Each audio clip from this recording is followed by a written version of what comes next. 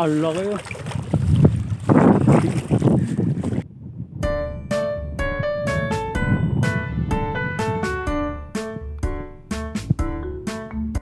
So yun mga idol, magandang araw sa inyong lahat. For today's video nga, susubukan natin mamingwit ng tilapia. At ngayong araw nga, nandito ako sa bangka galing ng Kalamba pauwi ng Talim Island. At napansin ko nga na umaga pa lang ang lakas ng hangin at alon, kaya pagkakataon na para mamingwit. At para sa aming mga taga-talim, ito yung the best timing para mamingwit. Malakas ang hangin at malakas yung alon.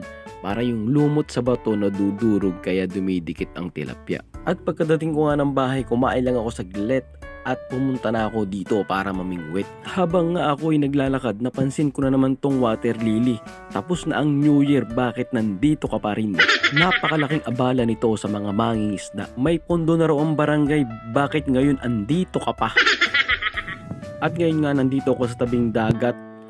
Tamang-tama ang lakas ng hangin. Shoutout sa'yo, Ron Sentigorasyon. Ang pamimingwit ng tilapia ay tiyagaan lang. Minsan may huli, minsan luwaan.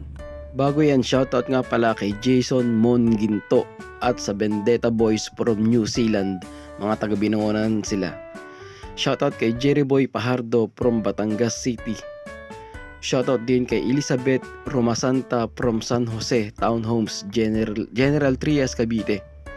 Shoutout din po kay Ma'am Amaya at Sir Baghani Punisher from Marvin Mercado.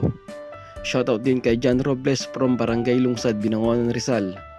At shoutout din kay Ma'am Cristina de la Vega from Pasig.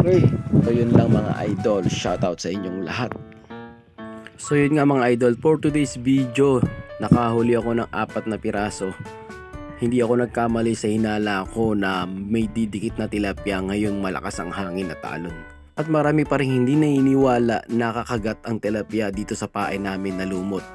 Lalo na yung mga taga-ibang lugar. Pero ito nga, nakita nyo naman, may proof tayo. So yun lang mga idol, salamat sa inyong panonood sa mini vlog.